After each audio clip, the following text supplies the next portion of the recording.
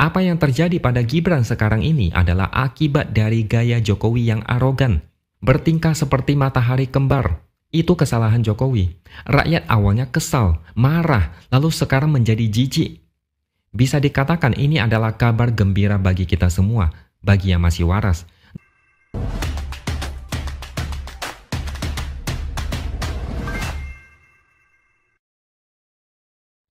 Halo, bertemu lagi dengan saya, X Hardy di Opini Seaworld.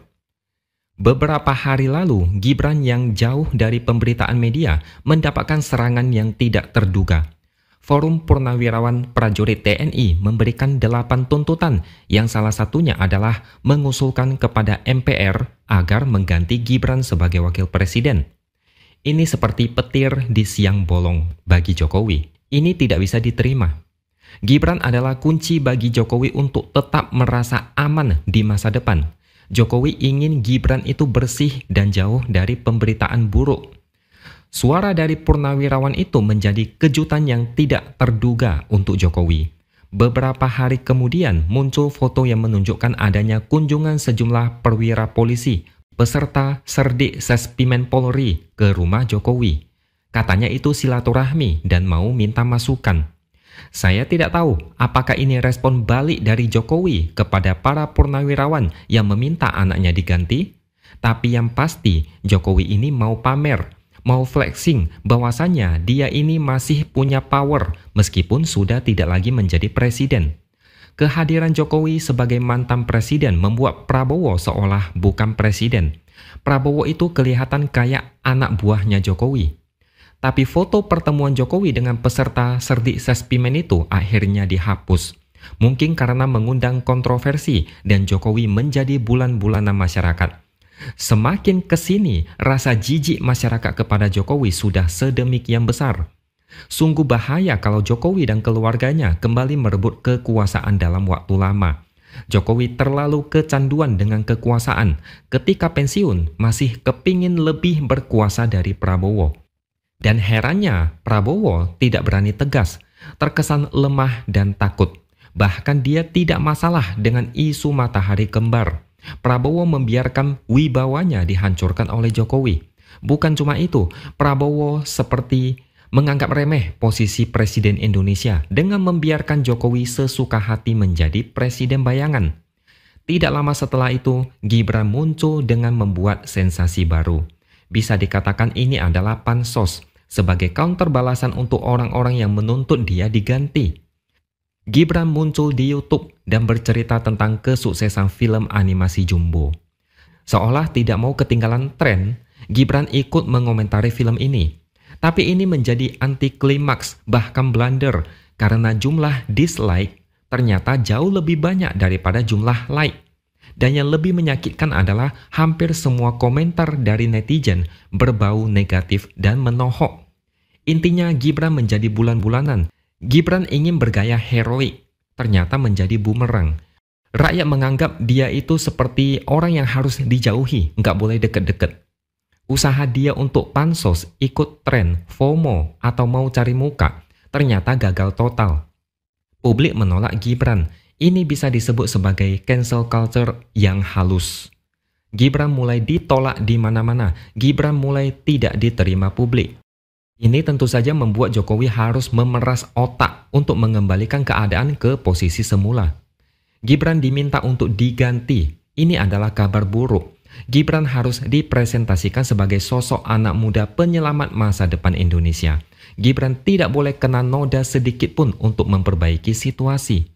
Gibran muncul di YouTube membahas bonus demografi dan film Jumbo, ternyata itu menjadi senjata makan tuan. Saya pikir munculnya Gibran ini bukan atas inisiatif dia sendiri. Mungkin ini saran dari timnya atau jangan-jangan saran dari Jokowi sendiri untuk meredam situasi. Hasilnya malah hancur berantakan. Selangkah lagi Gibran mungkin bisa menjadi kartu mati menyusul adiknya Kaisang yang duluan nyungsep. Selangkah lagi, Gibran bakalan KO, terjatuh dan tidak bisa melangkah ke Pilpres 2029. Kalian bisa bayangkan gimana perasaan Jokowi melihat situasi ini? Marah, udah pasti. Jokowi itu santun dan penuh senyum kalau dilihat dari luar. Tapi di balik layar, Dia itu orang yang sangat berbeda dan tidak semua orang menyadari itu. Apalagi orang-orang bodoh yang gampang diluluhkan hatinya dengan bansos. Gibran itu investasi masa depan bagi Jokowi. Investasi ini awalnya bagus. Keberuntungan berpihak pada Jokowi dan Gibran ketika MK berhasil menerobos aturan batas usia kepala negara. Mereka mungkin tertawa mengejek rakyat Indonesia karena begitu mudahnya mengutak-atik konstitusi. Rakyat ditertawakan karena tidak berhasil menggagalkan rencana itu. Jokowi seperti di atas angin ketika anaknya berhasil menjadi wakil presiden. Jalan menuju 2029 terlihat mulus dan lurus tanpa hambatan. Jokowi terlalu arogan, mentang-mentang banyak dukungan, dia bertingkah seperti presiden.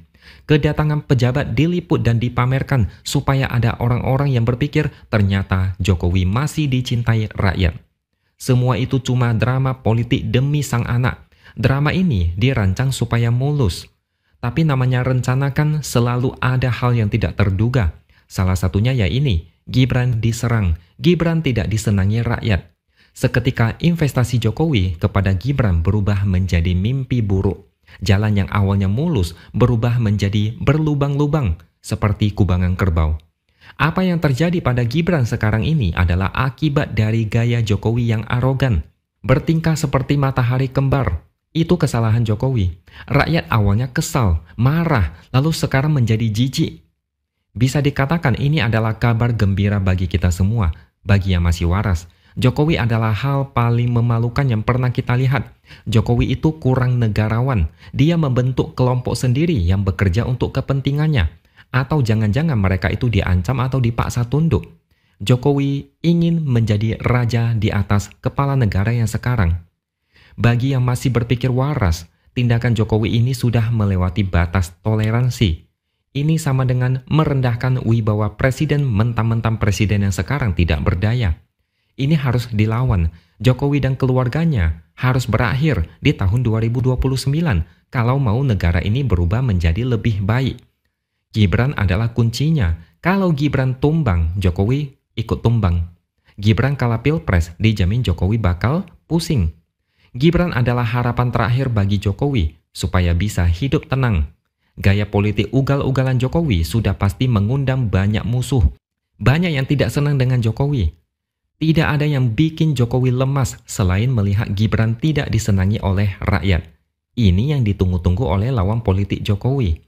Momen melancarkan serangan balik semakin dekat. Jokowi harus hati-hati karena berani bermain api dengan ugal-ugalan. Gibran pelan-pelan mau dijadikan kartu mati. Jokowi tidak punya siapa-siapa lagi untuk melindungi dia kalau sampai itu terjadi. Sekarang kalian paham kenapa Jokowi tidak bisa menikmati masa pensiun dengan tenang. Posisinya masih tidak aman. Apalagi kalau Gibran KO, posisi Jokowi bahkan keluarganya bisa kritis. Kita tunggu gimana Jokowi mengatasi ini. Apakah mau pakai bansos lagi, bikin survei, atau mau memanggil orang-orang yang lebih hebat ke rumah dia? Terserah dia deh, rakyat sudah muak. Oke? Sampai di sini dulu opini dari saya. Subscribe channel ini supaya makin berkembang dan jangan lupa tuliskan komentar di bawah. Terima kasih sudah menonton dan sampai jumpa lagi di lain kesempatan.